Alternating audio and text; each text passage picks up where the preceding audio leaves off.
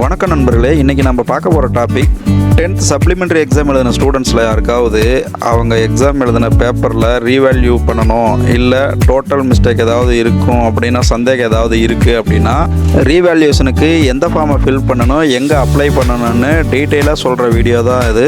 இதில் step by ஸ்டெப்பாக எப்படி பண்ணணும்னு சொல்லித்தரேன். இந்த வீடியோவை ஸ்கிப் பண்ணாமல் லாஸ்ட் வரைக்கும் பாருங்கள். வீடியோக்குள்ளே போகலாமா? ஃபஸ்ட்டு இந்த சப்ளிமெண்ட்ரி எக்ஸாமுக்கு ரீவேல்யூ அப்ளை பண்ணுறதுக்கு தேவையான ஃபார்மை டவுன்லோட் பண்ணிக்கோங்க. அந்த ஃபார்மை டவுன்லோட் பண்ணுறதுக்கு வேறு எங்கேயெல்லாம் அலைய வேணாம். நம்ம டிஸ்கிரிப்ஷன் பாக்ஸ்குள்ளார பார்த்தீங்கன்னா நம்மளோட டெலிகிராம் லிங்க் டிஜிட்டல் நண்பன் அப்படின்னு போட்டிருக்கும். அந்த டெலிகிராம் சேனலை ஓப்பன் பண்ணுங்கள். அதுக்குள்ளாரே பார்த்தீங்கன்னா உங்களுக்கு பிடிஎஃபாக இருக்கும். அதை டவுன்லோட் பண்ணிக்கோங்க. அதுக்குள்ளார 2 ஃபார்ம் இருக்கும். அதாவது தமிழ்லேயும் இருக்கும், இங்கிலீஷ்லேயும் இருக்கும். உங்களுக்கு எந்த ஃபார்மேட் வேணுமோ அதை டவுன்லோட் பண்ணிக்கோங்க.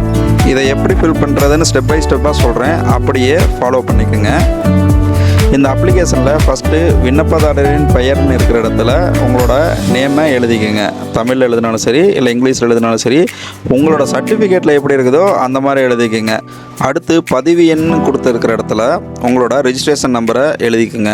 அடுத்து உங்களுக்கு எந்த சப்ஜெக்ட்டுக்கு ரீவேல்யூஷன் இல்லைனா ரீடோட்டல் போடணுமோ அந்த சப்ஜெக்ட்டுக்கு நேராக இருக்கிற டிக் பாக்ஸில் டிக் பண்ணிக்கோங்க. இன்கேஸ் இப்போ நீங்கள் ஒரு 2 சப்ஜெக்ட் இல்லை 3 சப்ஜெக்ட்னா எத்தனை சப்ஜெக்டோ அதுக்கேற்ற மாதிரி அதை டிக் பண்ணிக்கோங்க.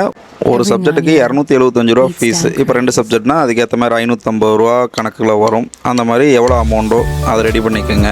அடுத்து ஒளிநகல் பெற விண்ணப்பிக்கப்பட்டுள்ள மொத்த பாடங்களின் எண்ணிக்கைங்கிற அதுக்கு நேராக இருக்கிற பாக்ஸில் நீங்கள் எத்தனைக்கு சப்ஜெக்ட்டுக்கு கொடுத்துருக்கீங்களா, இப்போ 1னா 1, இல்லை 2 சப்ஜெக்ட்னா 2 சப்ஜெக்ட் அப்படிங்கிறது அங்கே 2ன்னு கொடுத்துக்குங்க. அவ்வளோதான். கீழே வழிமுறைகள் கொடுத்துருக்காங்க பாருங்கள். அதில் விடைத்தாள் ஒளிநகல் பெற விண்ணப்பிக்கும் மாணவர்கள் மட்டுமே மறு கூட்டல் மறு மதிப்பீடு விண்ணப்பிக்க இயலும். அதாவது நீங்கள் ரீடோட்டல் அல்லது ரீவேல்யூஷன் பண்ணுறதா இருந்ததுன்னா இதில் அப்ளை பண்ணால் மட்டும்தான் அதுக்கு அவங்க எலிஜிபிள்னு சொல்லியிருக்காங்க. ரெண்டாவதாக என்ன சொல்லியிருக்காங்கன்னா, நீங்கள் ஸ்கேன் காப்பி அப்ளை பண்ணதுக்கப்புறம் அவங்களே அந்த ஸ்கேன் காப்பி டவுன்லோட் பண்ணுறதுக்கு அனௌன்ஸ்மெண்ட் டேட் அறிவிப்பாங்க. அப்போ நீங்கள் அவங்களோட அஃபிஷியல் வெப்சைட்டான dge.in.gov.in போய் உங்களோட ரெஜிஸ்ட்ரேஷன் நம்பர், உங்களோட டேட் ஆஃப் பர்த்தை போட்டு டவுன்லோட் பண்ணிக்கலாம் அப்படின்னு கொடுத்துருக்காங்க.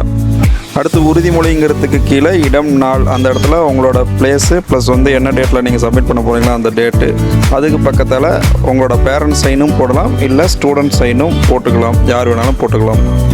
அடுத்து சின்னதாக ஒரு குறிப்பு கொடுத்துருக்காங்க. அதில் என்ன சொல்லியிருக்காங்கன்னா, தேர்வர்கள் பூர்த்தி செய்யப்பட்ட விண்ணப்பத்தினை அதன் கட்டணத்துடன் சம்பந்தப்பட்ட மாவட்ட அரசு தேர்வுகள் உதவி இயக்குனர் அலுவலகத்திலும், தென்காசி, கள்ளக்குறிச்சி, திருப்பத்தூர், ராணிப்பேட்டை, மயிலாடுதுறை மற்றும் செங்கல்பட்டு மாவட்டங்களில் முதன்மை கல்வி அலுவலகங்களிலும் 10/8/2026 மற்றும் 11/8/2026 நாட்களில் காலை 11 மணி முதல் 5 மணி வரை நேரில் சமர்ப்பிக்க வேண்டும்னு சொல்லியிருக்காங்க. அதாவது ஒவ்வொரு மாவட்டத்திற்கும் ஒவ்வொரு முதன்மை கல்வி அலுவலகம்னு ஒன்று இருக்கும். அங்கே தான் போய் இந்த ஃபார்மை சப்மிட் பண்ணணும். இந்த ஃபார்மை சப்மிட் பண்ணுறப்ப தான் அதுக்குண்டான ஃபீஸையும் நீங்கள் அங்கே சப்மிட் பண்ணணும்.